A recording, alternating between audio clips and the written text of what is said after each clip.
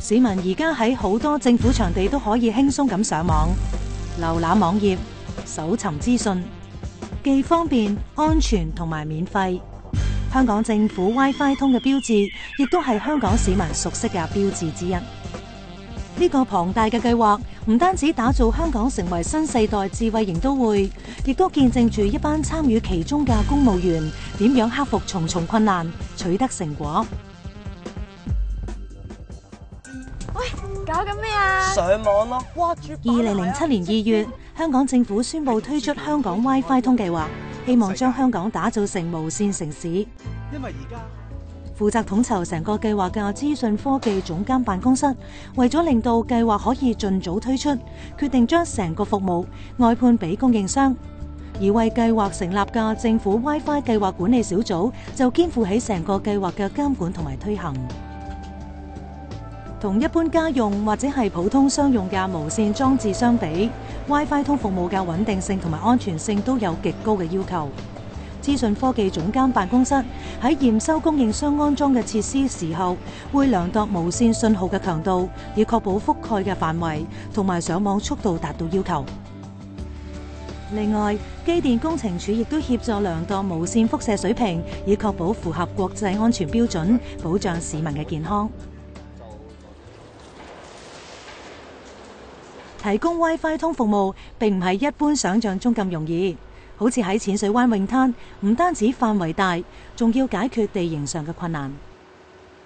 我哋同康文署啲同事傾翻呢個場地設計嗰陣時，都了解到咧，佢哋希望盡量咧就可以將個無線信號咧就可以帶到嚟呢個觀音像呢個範圍，因為咧呢度嚟講咧都比較會多旅客同埋一啲市民咧嚟呢度影相啊同埋參觀嘅。咁但係咧呢度嘅困難咧就係因為呢度咧呢個附近嘅範圍咧就冇一啲寬頻嘅接入嘅，咁所以嚟講咧我哋嘅做法就係點咧？我哋咧就要喺嗰個白色嘅景光嗰度咧就要引入嗰個寬頻線，然後咧就用一個無線嘅技術咧就傳送啲信號嚟到呢個天線呢個位，然後咧喺呢個天線呢個位咧就再用上邊個天線咧就向前邊呢個咧就會再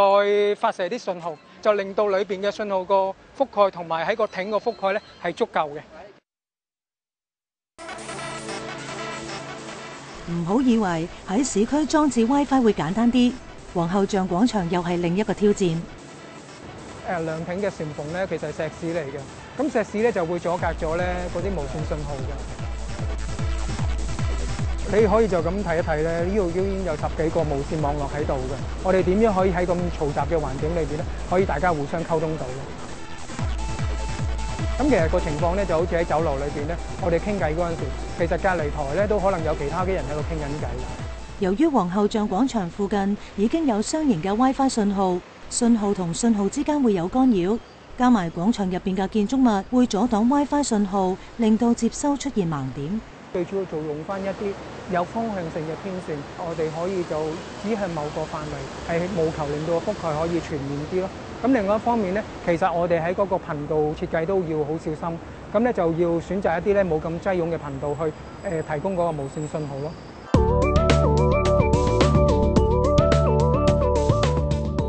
現時 WiFi 通覆蓋嘅政府場地已經超過380個，一切按照計劃進行。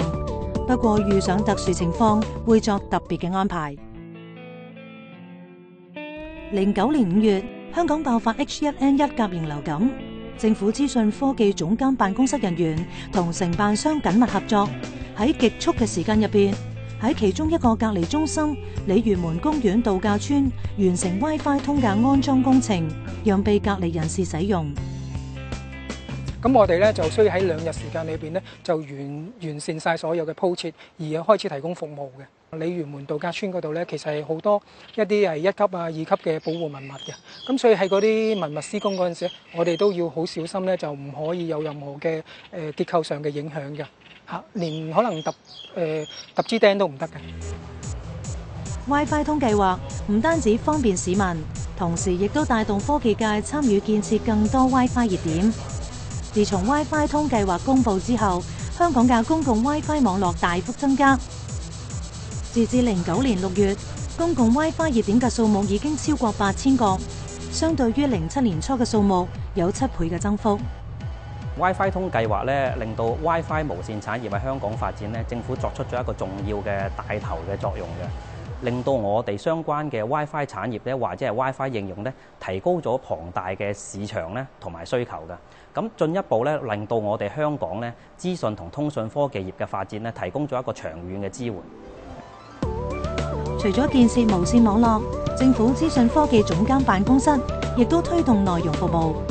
好似佢哋同10幾個部門，仲有香港旅遊發展局合作，透過 WiFi 通入門網站平台，提供場地相關、地區相關嘅服務同埋資訊，例如身處地區嘅天氣情況、即時交通狀況、旅遊資訊等等，方便市民同埋遊客。